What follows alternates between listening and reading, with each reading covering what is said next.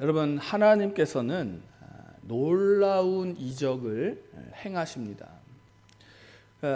우리가 말씀을 읽어보면 이 말씀 가운데 하나님께서 행하신 놀라운 이적들이 곳곳에 있어요.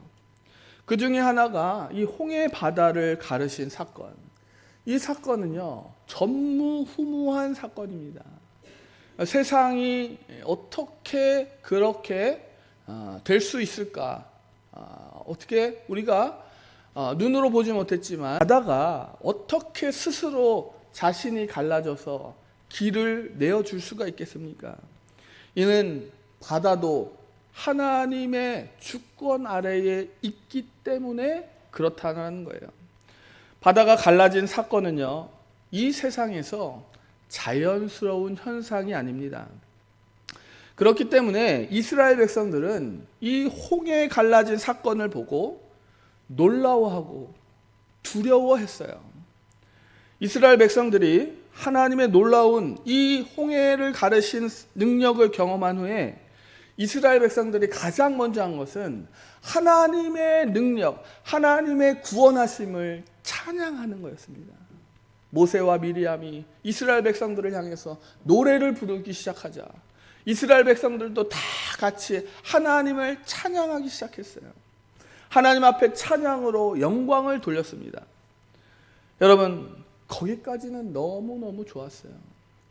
그리고 이스라엘이 광야에 들어서자 얼마 지나지 않아 어떠한 일이 벌어졌습니까? 물이 부족한 현상이 벌어졌어요. 광야에 그 뜨거운 햇빛에 목이 말라서 물을 구하려고 해도 물을 구할 수 없게 되자 그들이 하나님을 찬양했던 그 입술로 하나님 앞에 불평하고 저주하고 하나님을 비웃고 조롱하기 시작합니다. 이스라엘 백성들이 하나님의 그 홍해를 가르신 사건을 경험한 후에 그 목마름으로 인해 하나님께 이렇게 조롱해요. 하나님, 우리가 어디 애굽에서 죽을 장소가 없어서 광야까지 우리를 인도하신 후에 여기서 죽게 하십니까? 그들은 하나님을 향해 비웃었습니다. 하나님, 우리를 죽게 하시면 그냥 애굽에서 죽게 하시지 왜 광야에 나와서 이 목마르게 죽게 하십니까?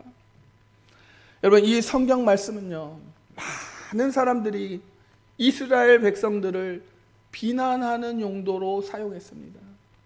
이스라엘 백성들이 어떻게 하나님의 은혜를 받고 그렇게 하나님을 비난할 수 있느냐, 그런 용도로 사용했어요. 수많은 설교자들도 광야에서 불만을 터뜨린 이스라엘 백성들을 비난하는 용도로 설교했습니다. 저도 마찬가지였고요. 저도 수많은 설교자들 중에 한 사람이었고 이스라엘의 믿음 없음에 그들을 비난했던 사람입니다. 여러분은 어떻습니까? 이 말씀을 듣고 이 말씀을 읽고 이스라엘 백성들이 하나님의 구원을 잊어버린 후에 목이 말라서 하나님을 비웃고 조롱했던 그 성경 말씀, 홍해를 가르신 하나님, 그 모습은 기억하지 못하고 고작 광야에서 물이 없어서 하나님을 비난해? 여러분, 이렇게 우리들도 비난하지 않았습니까?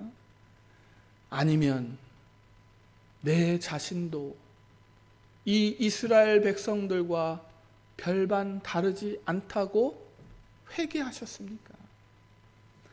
여러분, 우리가 삶을 살아갈 때요, 물이 부족할 때가 있습니다. 물이 부족한 경우가 옵니다. 그 물이 저마다 다를 수가 있죠. 돈일 수도 있고요, 건강일 수도 있고, 명예일 수도 있고, 자식일 수도 있고, 이 목이 말라 죽을 지경에 있을 때가 있다라는 거예요. 그때에 저와 여러분이 이스라엘 백성과 다르게 하나님을 찬양했습니까? 아니면 나도 이스라엘 백성들과 똑같이 그 구원의 놀라운 능력을 경험하면서도 그 돈 앞에, 그 건강 앞에, 그 명예 앞에, 그 자식들의 앞길 앞에 하나님을 비웃고 조롱하지 않았나 한번 생각해 보시기 바랍니다. 여러분, 하나님께서는요, 지금도요, 세계 곳곳에 이 홍해를 가르시는 것과 같은 이 기적을 베푸시고 계세요. 제가 공부했던 총신대 신학대학원에 어떤 교수님이 오셔가지고 어떤 날은 공부를 해야 되는데 이 교수님이 공부는 하지 않고 자신의 옛날 이야기를 꺼내놓는 거예요. 자신이 교수가 된 이유를 간증하는 거예요. 그 교수님이 말씀하기를 자신은 어렸을 때부터 몸이 약했대요. 그때 나이가 좀 많이 드셨어도 몸이 아주 호리호리하셔요. 딱 봐도 좀 몸이 약해 보이셨어요. 어릴 때부터 그랬다고 합니다. 몸이 굉장히 약해서 감기를 달고 사셨대요. 근데 이 감기가 폐렴까지 올라오면서 이 젊은 나이에 이 죽음을 생각할 수밖에 없는 상황이 왔더래요. 그때 그 교수님은 그래, 내가 죽더라도 내가 하나님 앞에 기도하면서 죽어야 되겠다 하고 그냥 기도원에 들어가신 거예요. 기도원에 들어가서 지푸라기라도 잡는 심정으로 기도하러 가신 거예요. 제가 봤을 때는 그 교수님이 이야기할 때에 거의 모든 것을 체념하고 기도원으로 들어가신 것 같더라고요. 그런데 기도원에서 이 교수님이 계속해서 기도를 하는 거예요. 몸이 아프지만 하나님 앞에 계속 기도하면서 살려달라고 기도하는데 어느 날 몸이 막 뜨거워지더래요. 온몸이 막 불타는 것처럼 뜨거워지는 것을 경험하면서 하나님이 나의 병을 고쳐주시는구나라는 것을 알게 됐대요. 그리고 나서 병원에 갔더니 그 몸이 다 건강하게 나았다라는 칭찬을 받은 거예요. 그때부터 이 교수님이 내가 이제부터 하나님을 위해 살겠다. 그리고 하나님을 위해서 삶을 살아가겠다라고 하면서 열심히 공부를 하신 거예요. 그래서 신학 교수님이 되셨다고 합니다. 여러분, 우리가 살아계신 하나님의 놀라운 능력을 경험할 때가 얼마나 많이 있는지 몰라요. 여러분들의 삶은 어떻습니까? 우리 은혜교회 성도님들에게도 살아계신 하나님의 능력을 경험하신 분들이 많이 계실 거예요. 그리고 앞으로도 계속해서 하나님의 놀라운 이적들을 경험하실 거예요. 저도 물론 있습니다. 저는 예수님을 만나기 전에 성경을 한 번도 읽은 적이 없는 사람이었어요. 교회를 다녔지만 성경은 한 번도 읽은 적이 없어요.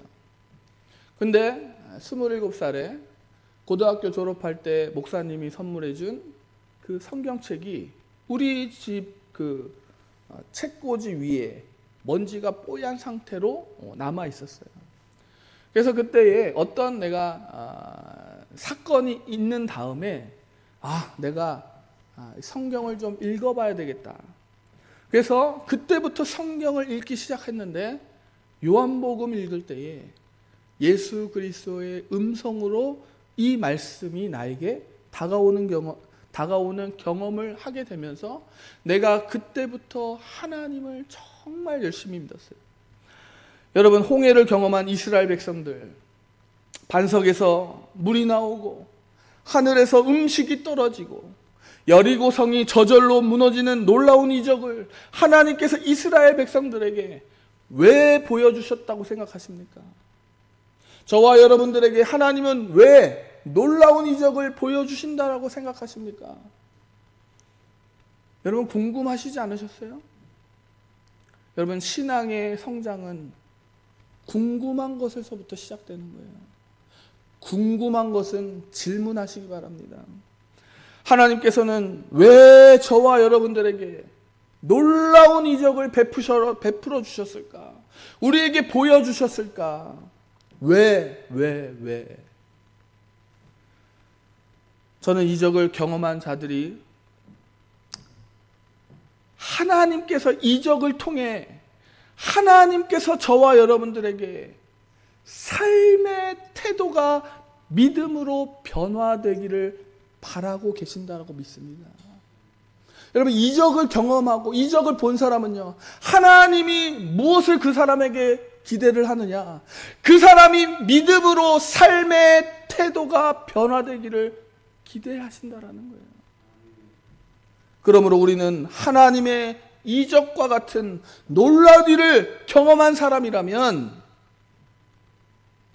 우리는 그 이적을 보고 놀라워하거나 두려워하거나 그저 하나님 앞에 감사하거나 그걸로 끝나는 것이 아니라 그 이후에 삶이 변해야 한다라는 거예요. 변해야 한다. 이것이 하나님이 우리들에게 이적을 보여주시는 목적이에요. 목적. 여러분, 이적을 누가 행한다고 해서 그곳에 가서 멍하니 바라보지 마시고 나에게 주신 이적을 여러분 찾으시기 바랍니다. 이스라엘 백성들이 홍해를 가르신 하나님의 능력을 경험한 후에 그들은 하나님을 찬양했어요. 그러나 그들이 광야에서 목마른 것을 대할 때에, 목이 마르다는 그 삶의 어려움을 경험했을 때에 그들은 태도가 변하지 않았습니다. 어려움을 당하는데 믿음으로 그들의 삶이 변하지 않고 예전처럼 어려움이 오면 불평불만하고 누구 탓으로 미루고 욕을 하고 비웃고 조롱하고 그렇게 변화되지 못했어요. 여러분, 그런데 제가 뭐라 그랬습니까? 이스라엘 백성들을 비난하라 그랬습니까?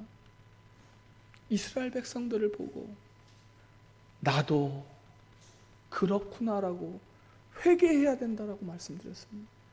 이스라엘 백성들을 비난하는 우리들도 그 어려움의 문제들 앞에서 우리가 믿음으로 삶이 변화되는 태도를 보였습니까?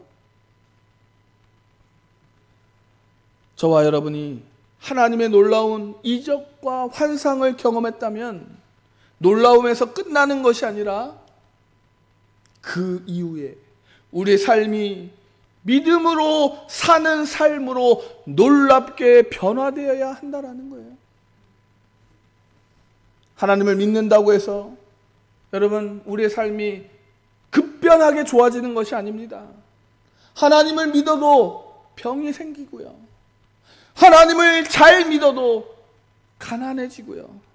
하나님을 잘 믿어도 힘들고 슬픈 일이 생기게 됩니다.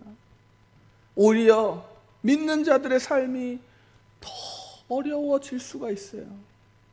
그때에 여전히 나에게 고통스러운 문제들이 나에게 다가왔을 때에 그 문제를 대하는 태도가 믿기 전과 믿은 후에 우리 삶이 변화되었느냐라고 자문해 보시기 바랍니다. 여러분, 우리는 이적을 경험한 우리들이 이러한 것들을 대하는 태도가 변화되어야 합니다. 변화되어야. 여러분, 어떻게 변화되어야 할까요?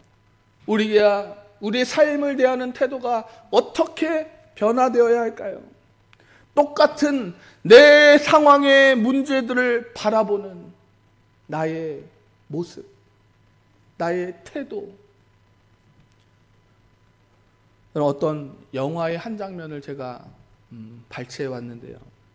어떤 목사님이 법정에 섰어요. 법정에 서서 증인으로 법정을 서서 증언하는 거예요. 자신이 봤던 것들을 법정에서 진술을 하는 겁니다. 그런데 그 목사님이 법정에서 이렇게 진술을 해요. 자신은 지금까지 목회하면서 자신의 기도가 한 번도 응답되지 않은 적이 없고 모든 기도는 하나님이 응답해 주셨다라고 증언해요. 그리고 나서 뭐라고 말을 하냐면 하나님께 힘을 달라고 기도했더니 하나님은 나를 강하게 만들 시련을 주셨습니다. 지혜를 달라고 기도했더니 하나님은 내가 풀어야 할 문제를 주셨습니다. 용기를 달라고 하나님 앞에 간절히 기도했더니 하나님은 내가 극복해야 할 위험들을 주셔서 용기 있게 하셨습니다. 사랑을 달라고 기도했더니 하나님은 사랑을 받아야 할 상처받은 사람들을 보내주셔서 내가 그들을 사랑하게 하셨습니다. 여러분, 이 목사님의 증언을 보면 삶을 대하는 태도가 어떻게 변화되어야 하는지를 알 수가 있는 거예요. 여러분, 살아계신 하나님의 놀라운 능력을 경험한 후에 믿음을 받은 이 목사님은 자신의 삶이 여전히 어려운 상황에 있었지만 그 상황을 대하는 태도가 믿음으로 변화되었다라는 사실을 알 수 있습니다. 우리가 하나님에 대해서 알지 못하는 것들이 있어요. 오해하는 것들이 있습니다. 그저 하나님 앞에 돈을 달라고 하면 돈을 주시는 것이 하나님이 우리에게 하시는 일이라고 생각할 때가 있다라는 겁니다.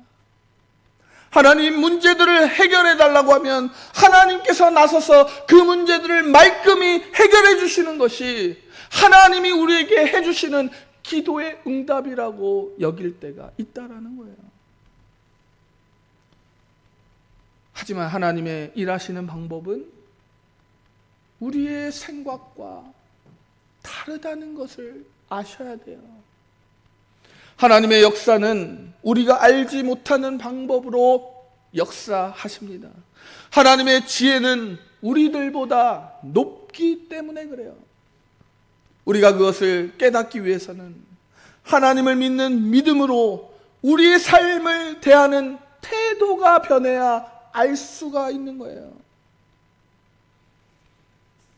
여러분, 하나님께 이 시련을 피하게 해달라고 기도하는 것이 아니라 시련을 주신 하나님께서 이 시련을 주신 이유가 내가 시련을 통해 이길 수 있는 힘과 지혜를 주셨다라는 것을 깨닫게 될 때에 우리가 그 어려움의 문제들을 대하는 태도와 방식이 달라질 수가 있다는 겁니다. 하나님께서는 우리를 깨우치게 하시려고 성장하게 하시려고 우리들을 시련으로 보내실 때가 있다는 거예요. 물고기를 잡아서 우리들에게 주시는 하나님이 아니시라 물고기를 잡는 법을 가르쳐 주시는 하나님이시라는 거예요.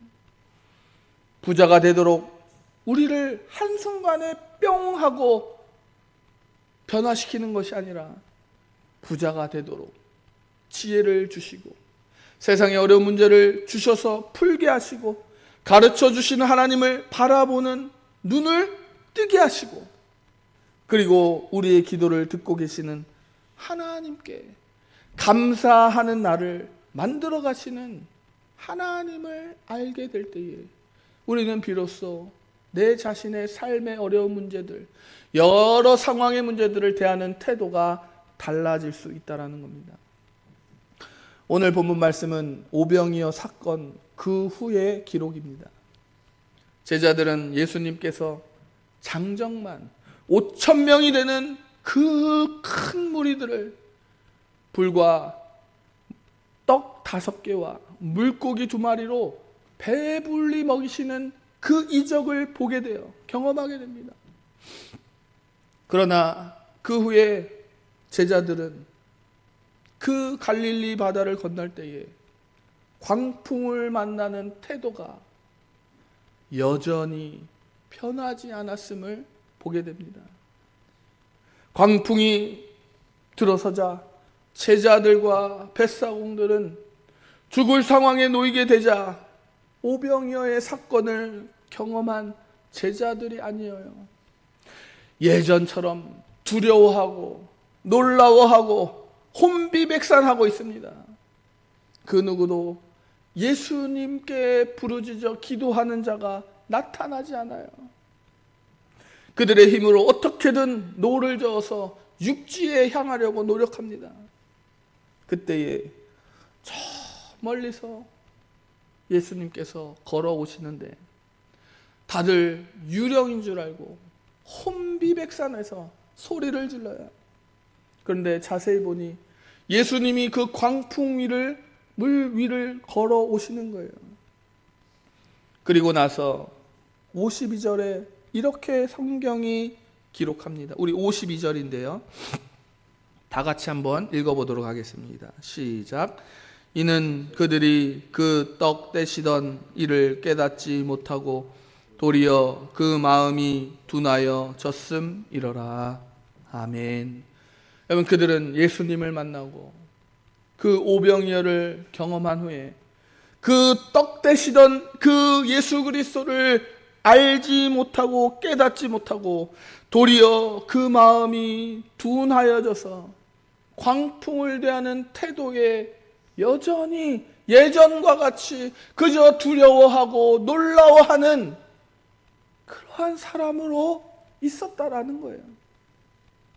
그들은 예수님의 그 이적을 경험하고도 여전히 전과 같이 어려움의 문제들 앞에서는 두려워 떨고 놀라워하는 그 모습으로 있었다라는 겁니다.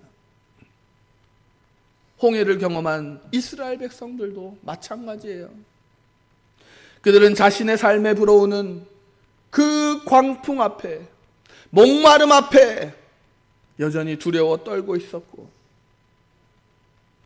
하나님을 비방하고 하나님을 비웃고 자신의 힘으로 노력하기 위해서 자, 다시 애굽으로 돌아가자라고 말을 합니다. 하나님께서 저와 여러분에게 놀라운 이적을 경험하게 하시는 이유에 대해서 잘 생각해 보시기 바랍니다.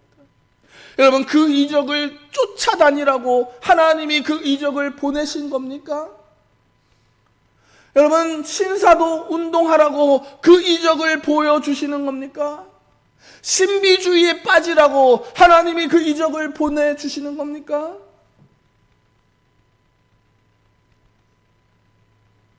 우리가 하나님의 능력을 경험하고도 예전과 같이 똑같이 두려워하고 똑같이 놀라워하고 자신의 힘으로 그 문제를 해결하라고 보여주시는 것이 아니라 하나님께서 우리들에게 이적을 보여주시는 이유는 그 이적 이후에 우리의 삶이 믿음으로 변화되어야 한다라는 메시지를 우리들에게 말씀하시려고 보여주시는 거예요.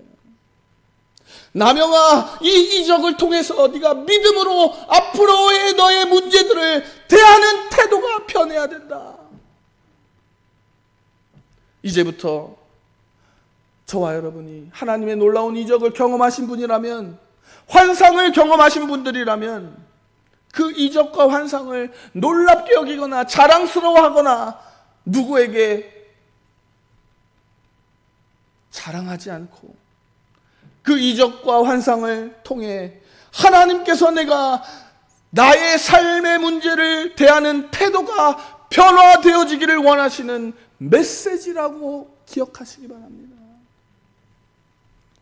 저와 여러분은 홍해를 가르시는 하나님의 능력을 눈으로 보지는 못했지만 그것보다 더 놀라운 이적을 경험한 사람들입니다. 아무것도 아닌 우리들이 죄에 빠져서 죽을 수밖에 없는 우리들이 하나님께서 직접 사람으로 오셔서 우리를 대신하여 죽으시고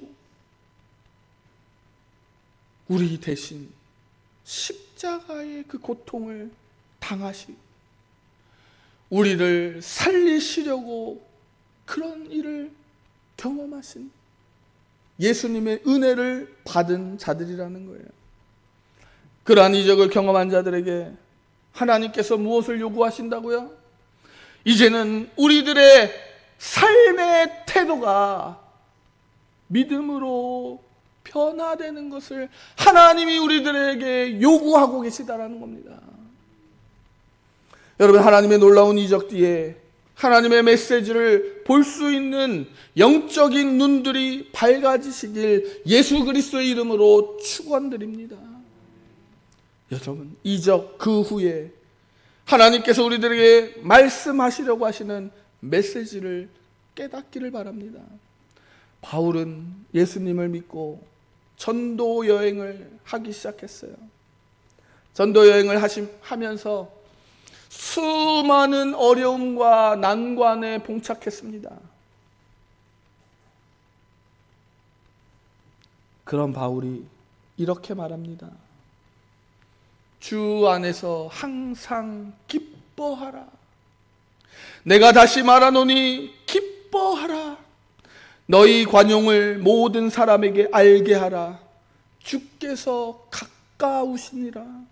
아무것도 염려하지 말고 다만 모든 일에 기도와 간구로 너희 구할 것을 감사함으로 하나님께 아뢰라.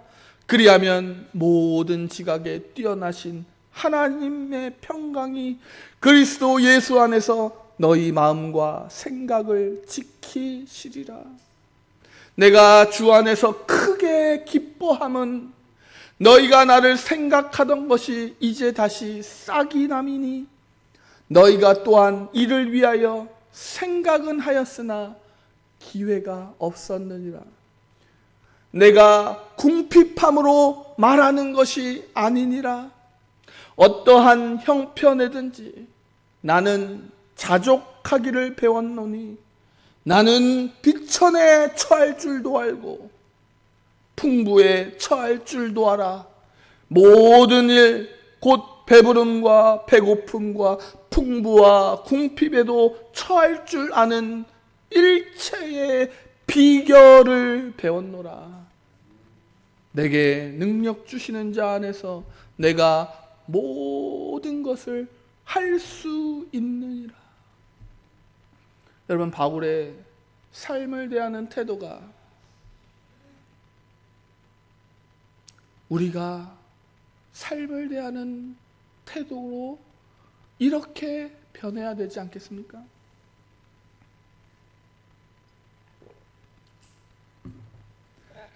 저와 여러분이 받은 구원의 은혜를 깊이 생각해 보시기 바랍니다.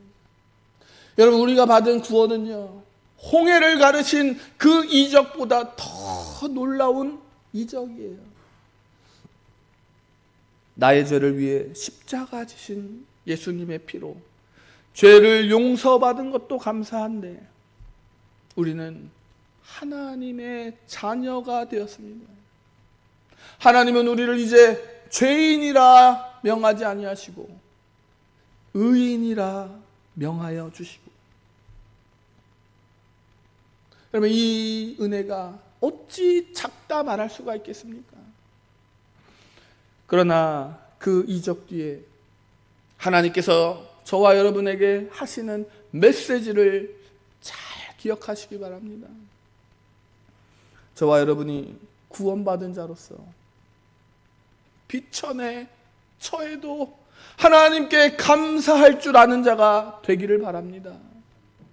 여러분, 어려운 일에 처할지라도 나의 삶의 태도는 하나님께 기뻐하는 믿음으로 변화된 사람이 되기를 예수님의 이름으로 축원드립니다. 내가 주 안에서 부자이든 가난한 자이든 병든 자이든 건강한 자든 우리가 고통과 역경과 슬픔과 기쁨을 대하는 태도가 주 안에서 변화되기를 원합니다.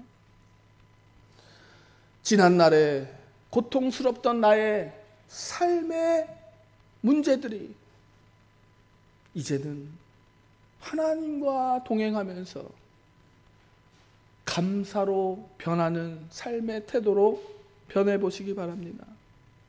저와 여러분이 이 세상에 눈에 보이는 것에 놀라지 말고 마음을 뺏기지 말고 오직 하나님의 구원을 바라보며 기뻐하는 자들이 되기를 바랍니다.